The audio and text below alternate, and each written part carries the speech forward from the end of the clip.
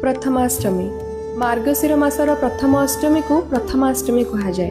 हेले काहींकि गीतारे भगवान श्रीकृष्ण कहिसेंती मासानंग मार्गशीर अहम अर्थात भगवान कहिसेंती मास मध्यरे से निजे होचंती मार्गशीर। तेणु मार्गशीर मास जे सबु मास मध्यरे उत्कृष्ट एथिरे कोनोसी दिमत नाही।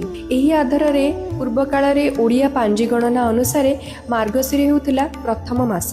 एही मासरु ओडिसार विभिन्न अंचल रे विभिन्न प्रकार शस्य जेमिति कि धान बिरी मुग आदि रो अमल हुए। तेणु करी एही मासर प्रथम अष्टमी रे नुआ बिरी रे पिठा करा जाय मां षष्ठी को पूजा करा जाय। मां षष्ठी होचंती सृजन शक्तिर अधिष्ठात्री देवी। घरर पिलांकु से सबु विपदरु रक्षा करती तथा सुख समृद्धि और दीर्घायु प्रदान करती। पुरी श्रीमंदिर रे मध्य एहार प्रचलन रहिछि।